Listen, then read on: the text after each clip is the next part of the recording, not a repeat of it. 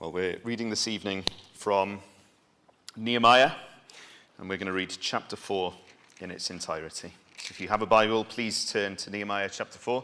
If you don't have a Bible but would like a hard copy, there are some in the back by the door. Or, of course, if you're digitally savvy, get your phones out. So Nehemiah chapter 4. When Sanballat heard that they were rebuilding the wall, he became angry and was greatly incensed. He ridiculed the Jews, and in the presence of his associates and the army of Samaria, he said, "What are those feeble Jews doing? Will they restore their wall? Will they offer sacrifices? Will they finish in a day? Can they bring the stones back to life from those heaps of rubble burned as they are?" Tobiah the Ammonite, who was at his side, said, "What are they building? Even a fox climbing up on it would break down their wall of stones." "Hear us, our God, for we are despised. Turn their insults back on their own heads. Give them over as plunder in a land of captivity.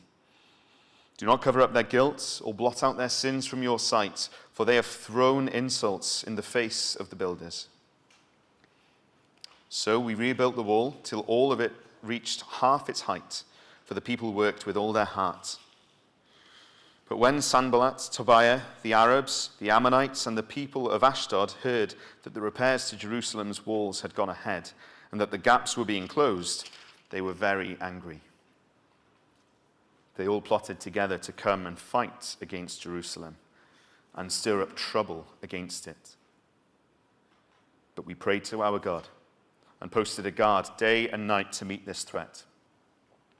Meanwhile, the people in Judah said, "The strength of the laborers is giving out, and there is so much rubble that we cannot rebuild the wall." Also, our enemies said, "Before they know it or see us, we will be right there among them, and we will kill them and put an end to the work." Then the Jews who lived near them came and told us 10 times, "Wherever you turn, they will attack us."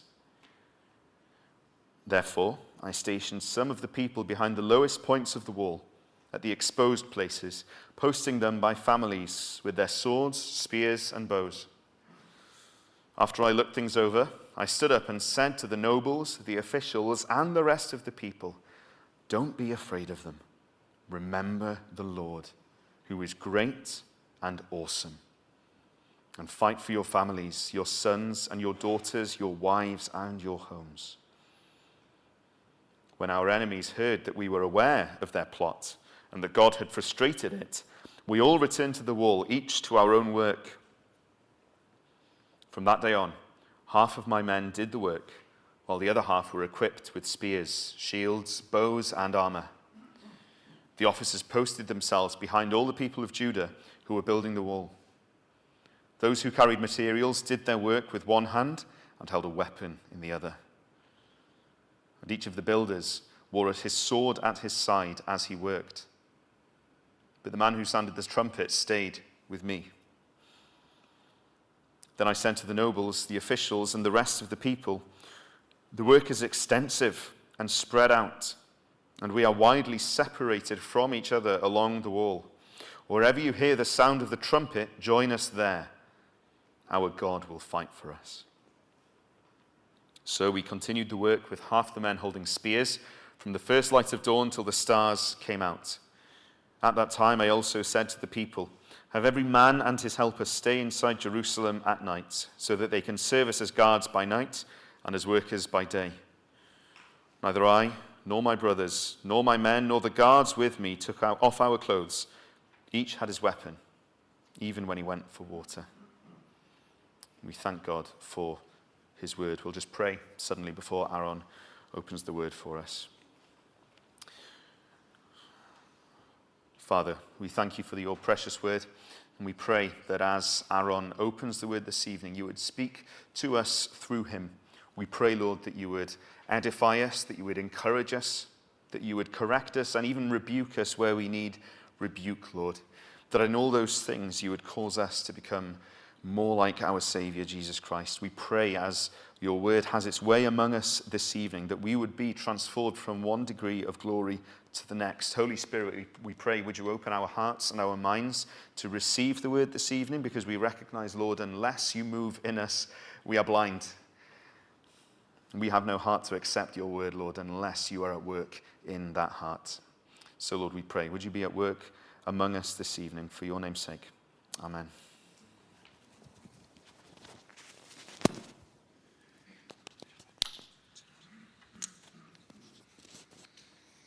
Okay, well, I would encourage you to have your Bibles in front of you this evening, because we will be going through Nehemiah chapter 4 in particular. Just a recap, because it has been a month probably since we were last in the book of Nehemiah. The book of Nehemiah is sort of in alignment with the book of Ezra. We've been looking at Ezra before that. And it comes just after where Nehemiah comes to Jerusalem from Susa in Persia, if you remember, after the exile. The people, the remnant of the Israelites have come back, led by the Lord miraculously, through King Cyrus, if you remember. They are back now. They have, to some degree, been established there. They've finished the work of the temple. But what about the walls and the gates of Jerusalem? They remain a pile of rubble. They are not what they should be. And it's a picture for us, if you remember, of the church. That the church, if the church is like that rubble, is not how the church should be. And so that was the great challenge for us, if you remember back how the Lord spoke to us in Nehemiah chapter 1.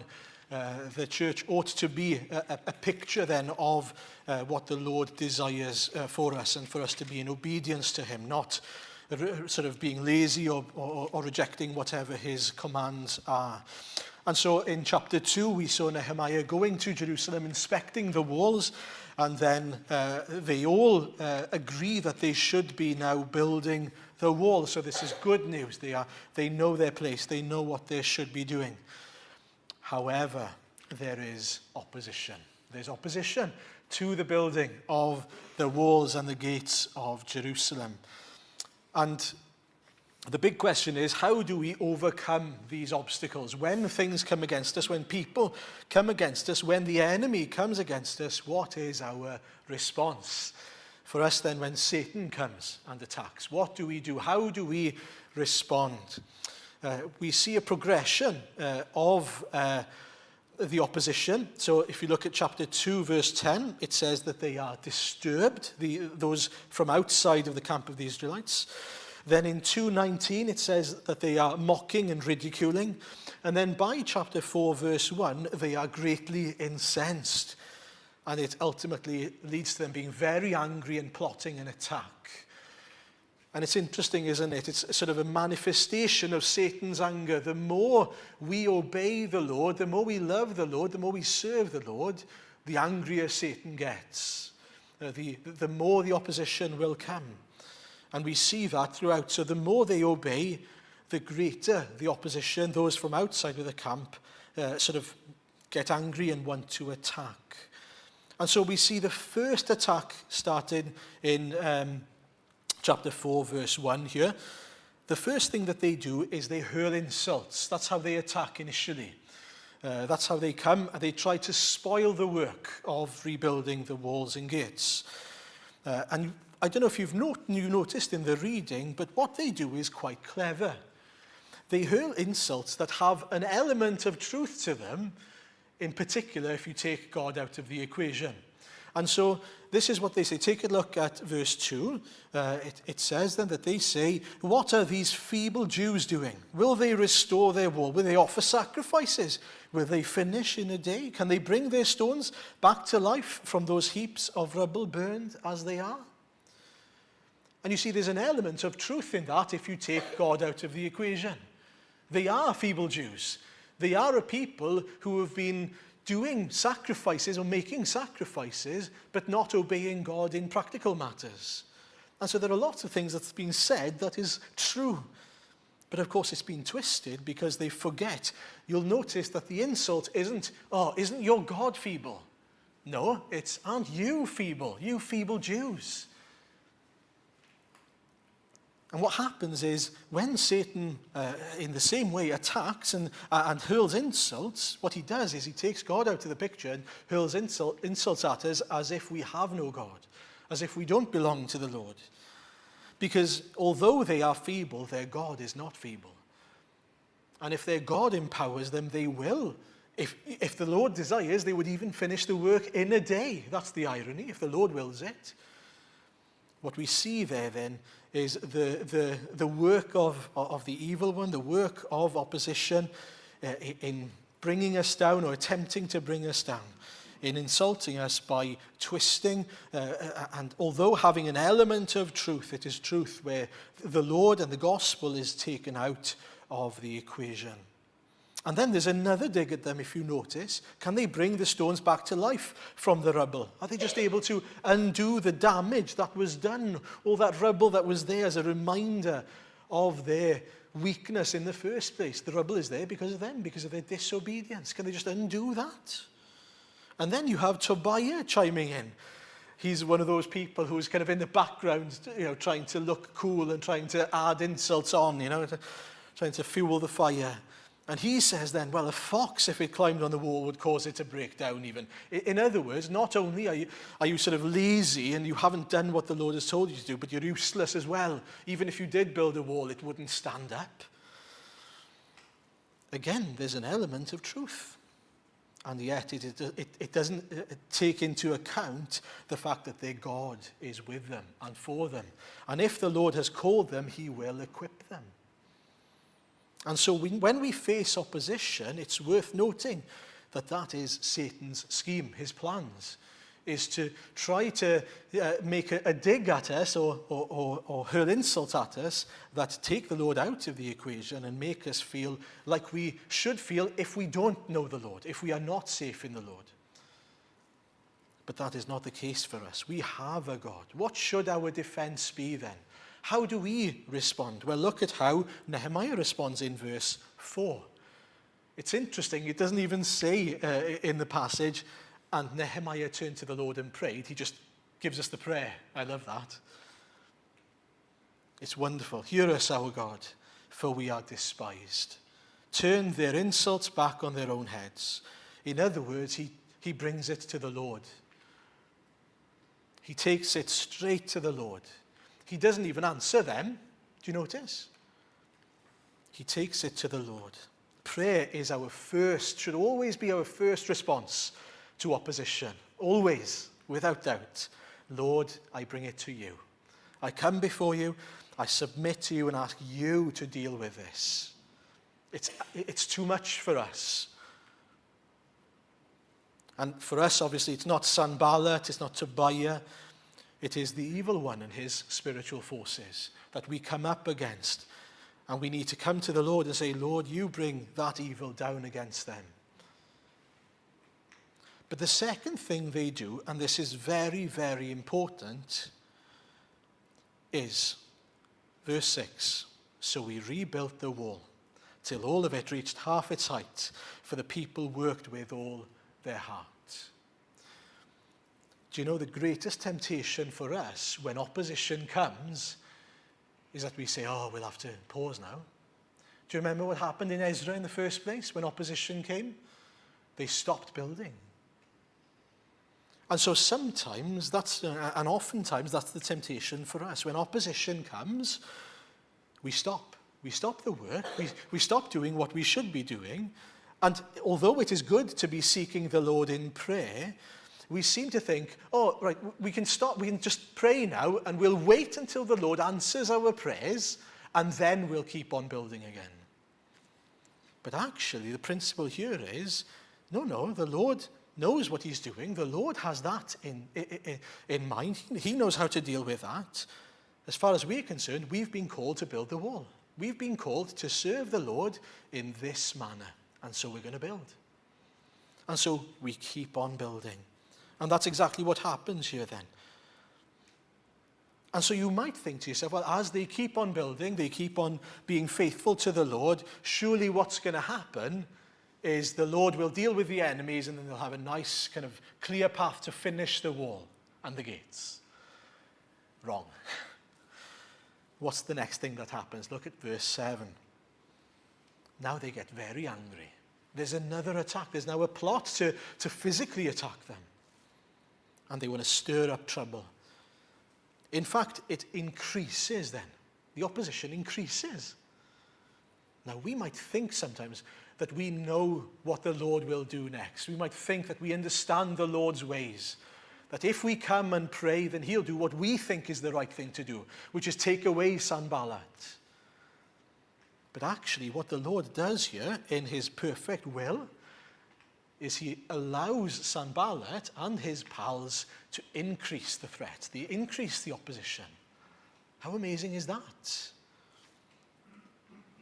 But that doesn't mean that the Lord is not for his people. That doesn't mean that the Lord is not at work anymore. Quite the opposite. The Lord is using even that opposition, increasing opposition, to teach them obedience, to show them his might, to show them his power. They have all that they need to keep on serving the Lord, despite the opposition. And here we are, they keep on going then. Yes, they use their common sense. They respond again with prayer and watchfulness. Look at verse 9. But we prayed to our God and posted a guard day and night to meet this threat. They do two things. They do use their common sense, but they also depend on the Lord in prayer. They know that it's not them and their physical power that's going to outwit the enemy. Jerusalem is small. But they also know they have their common sense to be able to sort of defend themselves. But again, do you notice? It's not just prayer. It's not just posting a guard. It's not just working and serving the Lord. It's all three together. They keep on doing what the Lord has called them to do. But then we see something of their nature coming through in verses 10 to 12. Their human nature. They start struggling. If you take a look at verses 10 to 12, meanwhile, the people in Judah said, the strength of the laborers is giving out, and there is so much rubble that we cannot rebuild the wall. Also, our enemies said, before they know it or see it, we will be right there among them and we will kill them and put an end to the work. Do you know what opposition does to us? It makes us lose perspective. All of a sudden, that pile of rubble, that is but half what it used to be, by the way, because they've started rebuilding and they're halfway there. All of a sudden, that wall of rubble looks like an insurmountable mountain. That's what's happened to that wall of rubble, that pile of rubble that's there. You'll notice that verse, I think, 11 is probably worse than verse 10. Verse 10, they sort of feel like there's so much rubble there, but you'll notice also our enemies said, we've heard this. People are coming and they want to kill us. They want to put an end to the building of the wall. When that happens, when Satan comes and when we start losing perspective and we start listening to those voices, all of a sudden the pile of rubble does look a lot bigger than it used to be. The work that the Lord has called us to do, the work of service of the church, will seem so much bigger and insurmountable if our eyes are on the enemy and on the threat, rather than on the Lord. And so we as believers can fall into that same mindset. We can be overwhelmed because we're looking at Satan and his attacks rather than on the strength, on the might of our Lord. I've heard plenty of people saying things like, I find it so hard to trust and invest in other believers because of how people have hurt me in the past.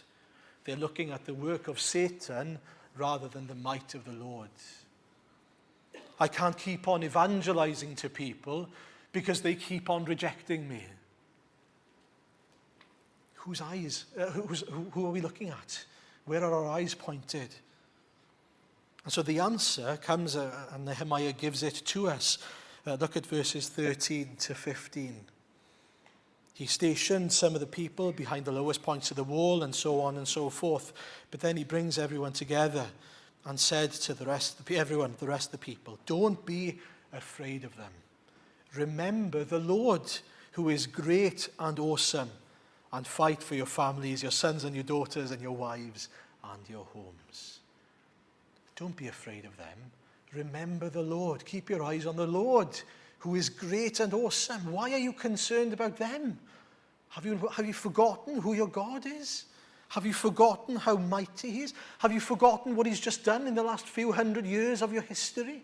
The way he's brought you back, the way he's given you this land again, the way he's enabled you through all those previous oppositions to rebuild the temple? If he's able to do that, why isn't he able to keep you now? And isn't that the case for us? Here I raise my Ebenezer, hither by thy help I've come. If he's done that, he will keep on doing. If he is able to save us, he is able to finish the work in us. If he's able to deal with our sin, if he's able to defeat Satan on the cross, he is able to finish establishing his kingdom on earth. If our eyes are on Jesus, we won't have a problem. But if our eyes are on the opposition, we will lose perspective. Can I encourage us, not only this evening, but this year, to be a people who have our eyes on the Lord, on what he is able to do, on the fact that he is great and awesome. We have the Lord on our side. And then look at the outcome. After he says this, when our enemies heard that we were aware of their plot and that God had frustrated it, which is exactly what he's able to do because he's great and awesome, we all returned to the wall, each to our own work. Do you reckon they felt stupid at that point? A bit silly? Why were we ever worried? Why were we ever concerned? Why did we become so anxious? God was so easily able to frustrate the plots of the enemy. Why were we so bothered? We should have trusted in him from the start.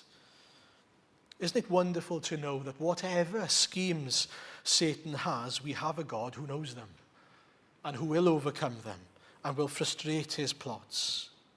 Why do we worry? What we need to do is pray and remember the Lord and continue as we pray to do what the Lord has called us to do. Remember the Lord and fight with the Lord on our side. And so from verse 16 onwards in the passage, you'll remember, we'll skip over this bit, well, not skip, but briefly look at this. They split them up. They split the people up and they have them posted as guards ready to fight. And then they also have some workers with materials in one hand and a weapon in the other. And then they have some builders who build and they've got a sword at their side ready to go. Again, they're ready for any threat. But as far as they're concerned, they're going to serve the Lord. They're going to keep on building. And that's what we see. Whatever happens, they are ready. But, verse 20, wherever you hear the sound of the trumpet, join us there. Our God will fight for us. As much as they are ready to fight, they understand that they are doing so with the Lord who is fighting for them. That's very important. They're not doing it in their own strength. Even if they are to have to pick up that sword and fight, they understand the Lord gives us victory, not them. So we continued the work with half the men holding spears from the first light of dawn until the stars came out. And they keep on serving the Lord. They keep on doing what the Lord has called them to do. So what do we see here then? What are the lessons here for us? How does the Lord speak to us here? Well, firstly, we need to remember that Satan does not like it when we serve and obey the Lord. He will oppose it. He will come up against us. And it is the case at times that the Lord will not take that opposition away, certainly not immediately. It might even increase. That doesn't mean that the Lord is not in charge at all, quite the opposite. It means that the Lord has a purpose to use even that opposition to reveal something of himself and his purposes and his goodness to us. Satan will often take an element of truth and try to discourage us and attack us with it by taking God out of the equation. When that happens, God's grace and his promises are our strength. We need to remind ourselves of who we are in Christ Jesus.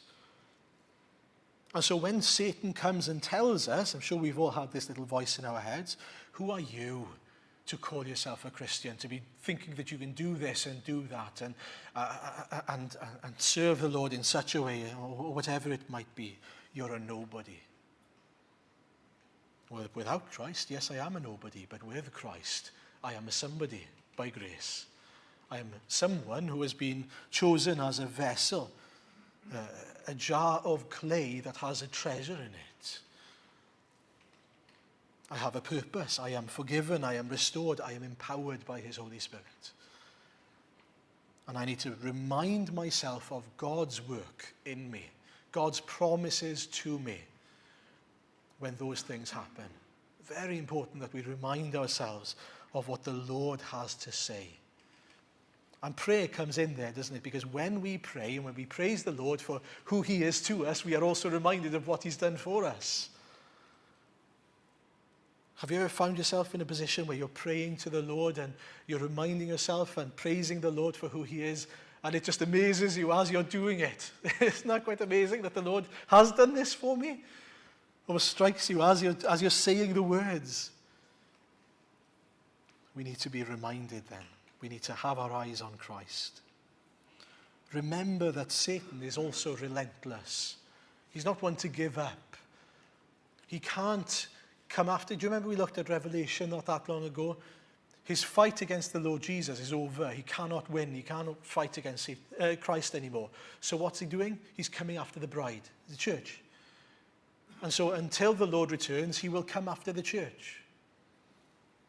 We need to be aware of that threat, but that should not be our focus. Our focus should be Christ and his glory, his work, his power among us. And so prayer is our greatest weapon. And the first place we go, we turn to the Lord and we ask him to deal with the enemy, to keep us and to give us grace to keep going. And as we pray, keep on going. As we pray, as we are opposed, we keep on going. It's not a case of, oh, there we are, I'm going to stop now. I'm going to stop serving the Lord because things are so difficult in this opposition. No, we need to keep on going. Keep on being the church that the Lord has called us to be. Because, believe it or not, Satan is not going away. He is not going to go away. What is going to happen, though, is Christ will reveal his person, his glory, his presence with us and through us as we suffer, as we endure, as we persevere, and as we grow in our trust in him. And that's a huge key for us, isn't it? As I said at the beginning, we can pray sometimes, Lord, take away this opposition, thinking that that's the best thing for us. It isn't always the case. It isn't often the case. In fact, what we pray, what we should be praying is, Lord, whenever you long for this opposition to come to an end, great. That's what we desire. But if this is your will for me to endure this opposition, please reveal your power to me and your person, your presence to me through this opposition. That's such a greater prayer. Help me to trust in you as we endure. We too then can fall into the trap of losing perspective, just as the people of Judah did, if you remember in verse 10 here. They started looking at the rubble and thinking, oh, this is too big a job. This is insurmountable.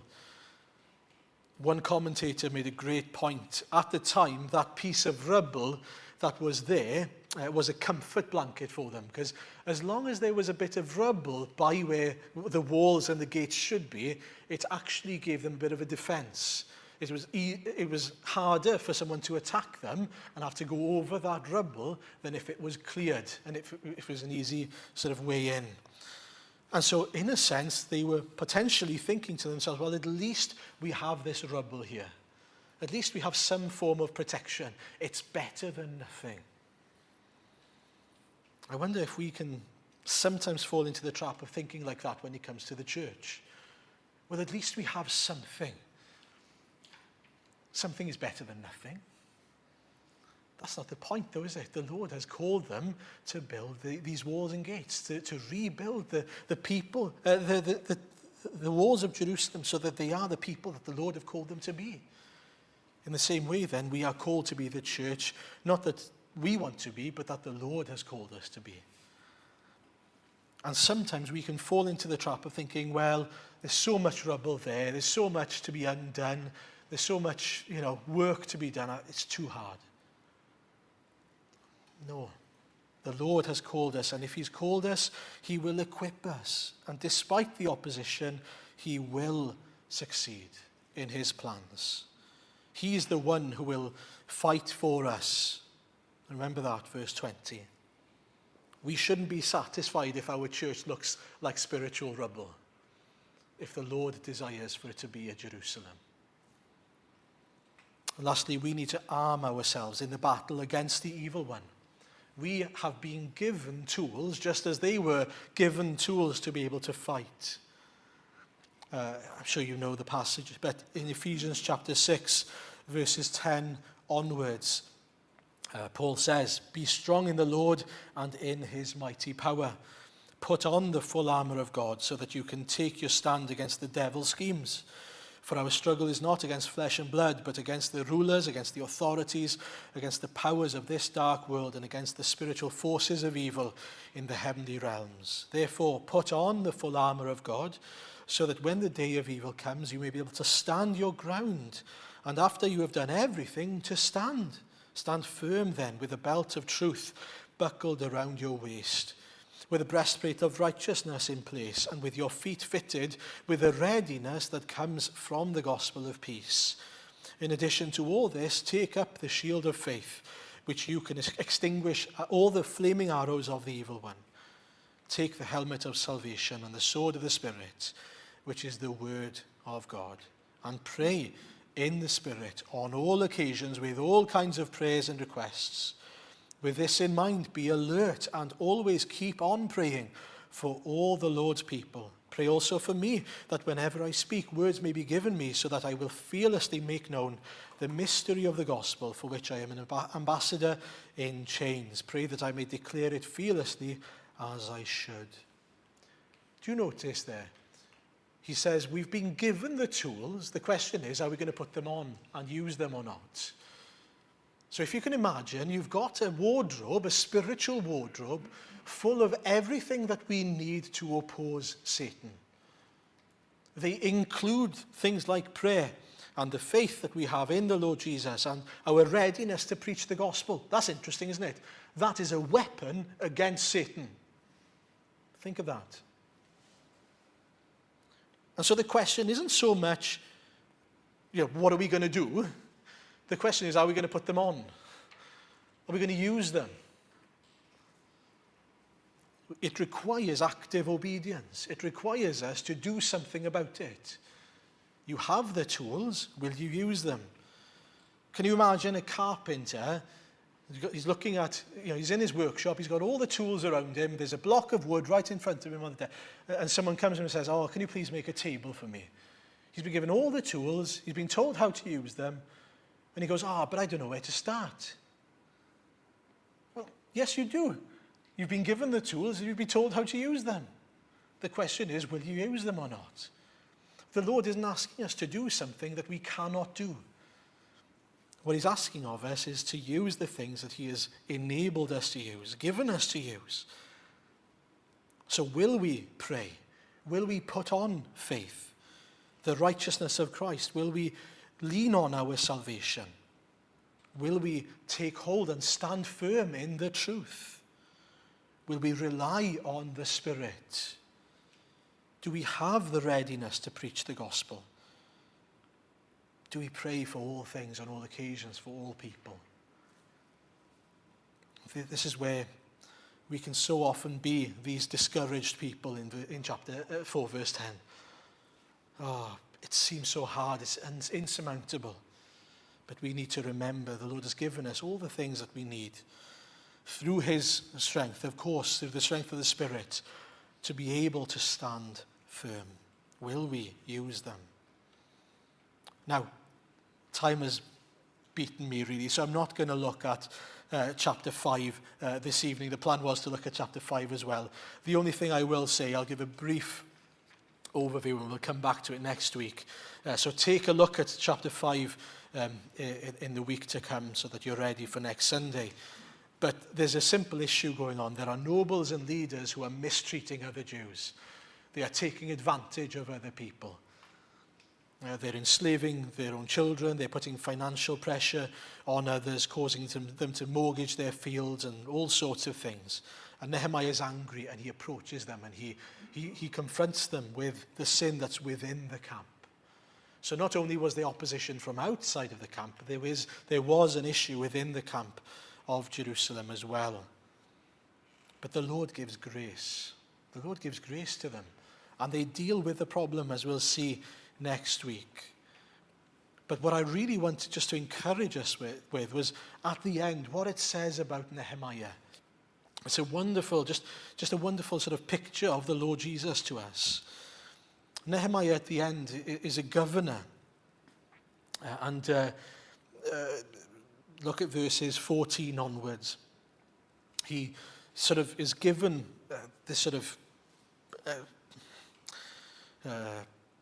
position of potential power, but he doesn't take it as a position of power. Rather than that, he uses it not to take advantage of other people, but to serve the Lord and to serve the Lord's people. So rather than taking more than what he should be taking of the food, for example, that he says he could have done, and of the money, rather than that, it says in verse 15, their assistants, other people, lord it over the people. But out of reverence for God, I did not act like that. Instead, I devoted myself to the work on this wall. All my men were assembled there for the work. We did not acquire any land. And he keeps on going again in the same way. There were so many choice sheep and poultry that were prepared for him specifically, sort of given feasts all the time. But instead, he didn't take them. He didn't demand that food because he wanted to be caring towards the other people. And I don't know about you, but that made me think of another certain person who did not take what he could have taken in his position of authority and of power, but rather was willing to give that up out of devotion to his heavenly Father in order to love his people. And that was a real encouragement to me in that how do we long to serve the Lord? Well, we devote ourselves out of reverence to God in doing what he has called us to do. For the sake of the Lord, our Heavenly Father, and for the sake of his church. Those are the two things that we should be caring about in our service to him. It's interesting, he was put in this position where he could have taken advantage of so many privileges, but he didn't. Rather than that, it made me think of Paul in, I think it's 1 Corinthians 9. In the same way, he could have taken advantage in his position as an apostle, but he didn't do that for the sake of the gospel.